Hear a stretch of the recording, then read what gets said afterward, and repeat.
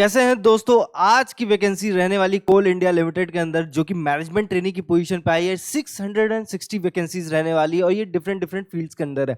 तो जितने भी रिसेंटली ग्रेजुएट जो फाइनल ईयर स्टूडेंट्स हैं उनके लिए बहुत बेहतरीन अपॉर्चुनिटी रहने वाली है। इस पोजीशन पे आप अप्लाई कीजिए। यहाँ पे जो आपको सैलरी देखने को मिलेगी वो एज ए मैनेजमेंट ट्रेनी ही 60,000 देखने को मिलने वाली है। तो ये अच्छी पोजीशन है, एक गवर्नमेंट पोजीशन रहने वाली गवर्नमेंट जॉब के लिए। और एक छोटा सा एग्जाम देके आप इस पे एक बहुत बेहतरीन जॉब अपॉर्चुनिटी ले सकते हैं। तो इस वीडियो के अंदर मैं सारी एलिजिबिलिटी, सारी क्वालिफिकेशंस, सब कुछ बता दूंगा और हाँ, ऑफिशियल लिंक भी शेयर आउट कर दूंगा ताकि आप अप्लाई कर पाए। तो वीडियो को एंड तक जरूर देखिएगा। साथ में चैनल पे नए हो तो सब्सक्राइब कर लो, बेल आइकन दबा लो और हाँ, इस व्हाट्सएप चैनल से हमारे जुड़ना मत भूलना, जिसकी लिंक आपको कमेंट सेक्शन में पिन मिलेगी या फिर डिस्क्रिप्शन पे मिल जाएगा। क्योंकि व्हाट्सएप चैनल पे मैं regularly tech, non tech, work from home, walking जैसे ऑफिशियल लिंक्स जो होते हैं, जो डिफरेंट डिफरेंट कंपनीज के अंदर आए होते हैं, उनको मैं शेयर आउट करता हूं ताकि आपके पास अच्छी अपॉर्चुनिटीज रहे उन ओपनिंग्स पे भी अप्लाई करने के लिए। चलते हैं ऑफिशियल वेबसाइट पे कोल इंडिया के और चेकआउट करते हैं क्या एलिजिबिलिटी है, क्या क्वालिफिकेशन है। तो मेरे पीछे कोल इंडिया का वैकेंसी का ऑफिशियल पेज खुला हुआ है, ठीक है।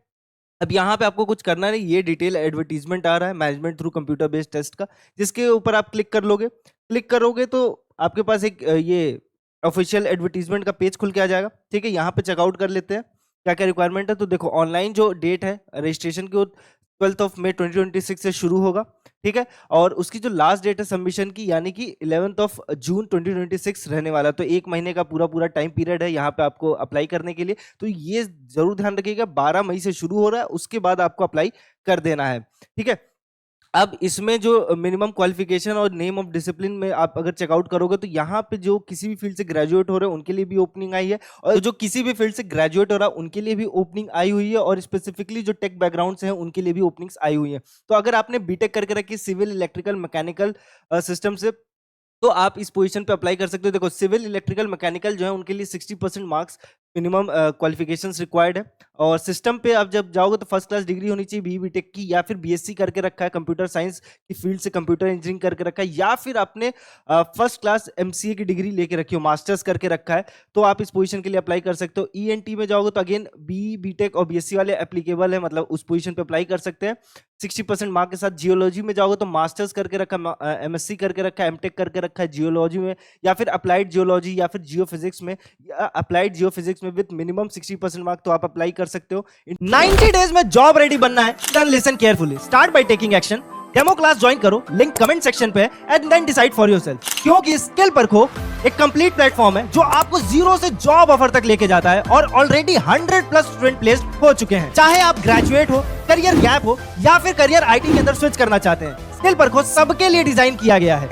No IT background, no problem, आपको मिलता है 90 days job focus training, real world project, live plus recorded classes, ISO IAF certified certificate जो रिज्यूमे स्ट्रॉन्ग बनाता है, plus internship letter, mock interviews जो कम्युनिकेशन और टेक्निकल नॉलेज में आपका कॉन्फिडेंस बूस्ट करेगा, और रिज्यूमे आपको हमारी एक्सपर्ट टीम बना कर देगी और प्रोवाइड करेगी फुल प्लेसमेंट सपोर्ट, यानी end to end guidance till you get your job. और सबसे इंपॉर्टेंट बात, पे आफ्टर प्लेसमेंट ऑप्शन भी अवेलेबल है। तो अगर आप सीरियस है अपने आईटी करियर को लेके, देन स्किल परखो can be a shortcut to success. Join today and become the next success story. Industrial engineering में 60% मार्क के साथ किसी भी रिलेवेंट ब्रांच से आप अप्लाई कर सकते हो। राजभाषा हिंदी में जाओगे तो एमए अगर मास्टर्स करके रखा आपने हिंदी में with 60% marks, and graduation with Hindi and English as main subject with 15% marks, तो आप इस पोजीशन पे अप्लाई कर सकते हो। कंपनी सेक्रेटरी एक ऐसी पोजीशन जहां पे अगर आपने किसी भी फील्ड से ग्रेजुएशन करके रखी है, ठीक है, तो आप इस पोजीशन के लिए अप्लाई कर सकते हो, ठीक है। तो एक अच्छी ओपनिंग रहने वाली, इसके लिए जरूर आप अप्लाई कीजिएगा। नेक्स्टली मैं आपसे कहूंगा कि जो फाइनल ईयर स्टूडेंट्स हैं जिनको लगता है कि वो 31 अगस्त 2026 से पहले अपनी क्वालिफिकेशन यानी कि ग्रेजुएट हो जाएंगे और मार्कशीट ले लेंगे, तो वो इस पोजीशन के लिए जरूर अप्लाई करें।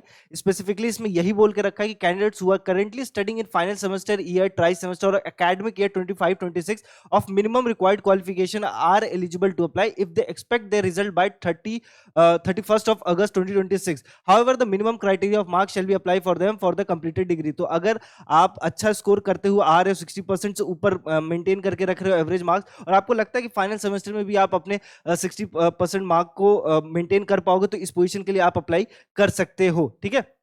अब इसके बाद चेकआउट करते हैं कि टोटल नंबर ऑफ वैकेंसीज कितनी है। तो देखो, यहाँ पे आपको टोटल दिख सकती है कि सिविल के लिए 178 है, इलेक्ट्रिकल के लिए 221 है, जियोलॉजी, इलेक्ट्रॉनिक्स, कम्युनिकेशन 38, सिस्टम के लिए 43, जियोलॉजी 15, इंडस्ट्रियल इंजीनियरिंग 11 और राजभाषा हिंदी 5, कंपनी सेक्रेटरी 4। तो टोटल जो मैनेजमेंट ट्रेनी की पोजीशन है वो 660 वैकेंसीज आई हुई हैं।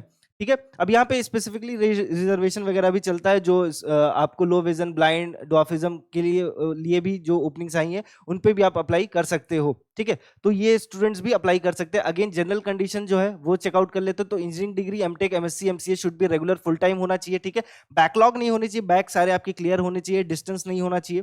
For the purpose of calculating aggregate 59.99% है, 60% नहीं है, तो आप ये कैलकुलेट करके मत चलो कि 59.99% है तो आप 60% अप्रॉक्स है तो आप अप्लाई कर सकते हो। ऐसा नहीं है, 60% लिखा है तो मतलब 60% आपके होने चाहिए। ठीक है, तो ये सारी चीजें हैं। Again for SC/ST person with disability minimum qualifying marks is 55%, तो ये चीज ध्यान रखिएगा। सिलेक्शन प्रोसेस कैसे होगा, तो देखो कंप्यूटर बेस्ड एक ऑनलाइन एग्जाम होने वाला है। ठीक है, टेस्ट सेंटर आप फॉर्म वगैरह पूरा फिल आउट करोगे, जिसमें कि सबसे इंपॉर्टेंट 2 पेपर होंगे। ठीक है, दोनों पेपर को मिला के 3 घंटे का पेपर होने वाला, 100 मार्क्स फॉर ईच रहेगा। जो पहला पेपर रहेगा वो आपका रहेगा general knowledge, awareness, reasoning, numerical ability, और जनरल इंग्लिश का पेपर 2 रहेगा professional knowledge, discipline related with 100 multiple MCQ रहेगा। तो आप जिस भी फील्ड से ग्रेजुएट हो उस फील्ड से आपसे पूछा जाएगा।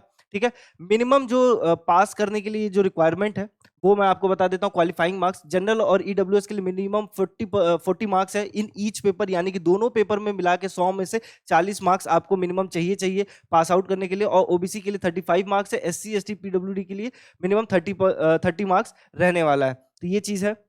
अब एनओसी एक आपको चाहिए होगा। ठीक है, candidates working with government PSUs autonomous bodies have to submit NOC और proper receipt copy of application employer seeking NOC. तो बेसिकली जितने भी हैं जो जितने स्टूडेंट्स हैं जो या जो जॉब कर रहे हैं, किसी PSU में काम कर रहे हैं या फिर किसी कंपनी के अंदर काम कर रहे हैं, तो उनको एक एनओसी जमा करना पड़ेगा इस फॉर्म को भरते समय। ठीक है, तो एक ये इंपॉर्टेंट चीज है। एप्लीकेशन फीस की बात करोगे तो देखो, जो जनरल के लिए है, EWS के लिए है, OBC के लिए वो 1000 रुपीज है विद प्लस 180 GST, तो टोटल 1180 रुपीज आपको सबमिट करेगा एज एन एप्लीकेशन फीस। ठीक है, SC/ST PWD candidates employees of Coal India Limited and its subsidiaries are exempted from payment of application fees। तो बेसिकली SC/ST PWD कैंडिडेट जो हैं, जो employees हैं, employees of Coal India Limited and its subsidies are exempted from payment, मतलब basically उनको कोई fees नहीं जमा करनी है। तो ये चीज जरूर ध्यान रखिएगा। अपर एज की लिमिट लगी है यहाँ पे, the upper age limit is 30 years age on 30th April 2026 for general and EWS category candidates. OBC के लिए 3 years का एडिशनल यानी 33 हो जाएगा, और यही SC/ST के लिए 35 हो जाएगा। ठीक है, और पर्सन विद डिसेबिलिटीज के लिए ये 40 years चला जाएगा। OBC नॉन क्रीमी 13 years, अगर वो पर्सन विद डिसेबिलिटीज है तो वो टोटल काउंट होके रहेगा। अगेन SC/ST के लिए 15 years हो जाएगा अगर पर्सन विद डिसेबिलिटीज भी है वो, तो ये चीज जरूर ध्यान रखिएगा। एप्लीकेंट्स की जो एज है वो 56 years को एक्सीड नहीं करनी चाहिए 30th अप्रैल 2026 से पहले। रिजर्वेशन का जो क्राइटेरिया है वो मैं आपको समझा देता हूं। परसेंटेज विद डिसेबिलिटीज में 40% और अबव होना चाहिए, मतलब रिजर्वेशन आपको मिल जाएगा। एज रिलैक्सेशन जो नॉर्मली चलता आया है वही रहेगा, तो इसमें बहुत कुछ नहीं है। ठीक है, तो ये आपका पूरा जो जितने भी इंपॉर्टेंट इंफॉर्मेशन जो आपको चाहिए अप्लाई करने के लिए इस फॉर्म को, वो सारी चीजें मैंने आपको बता दी है। ठीक है, तो एक अच्छी ओपनिंग है, इसके लिए आप जरूर अप्लाई कीजिएगा। ठीक है, जिसकी ऑफिशियल लिंक मैं आपको डिस्क्रिप्शन में शेयर आउट कर दूंगा, तो आप उसके थ्रू अप्लाई कर सकते हैं।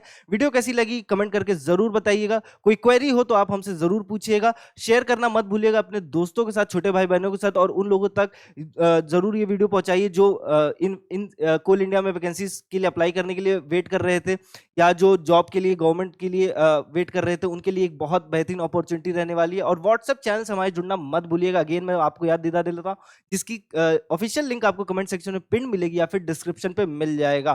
ठीक है, तो व्हाट्सएप चैनल से जुड़ना नहीं भूलिएगा। चैनल पे नए हो तो सब्सक्राइब करना मत भूलिएगा, बेल आइकन दबा के रखिएगा, क्योंकि इस चैनल पे आपको रेगुलरली जेन्युइन कंटेंट मिलेगा। मिलते हैं नेक्स्ट जॉब अपडेट के साथ, तब तक के लिए ख्याल रखिए।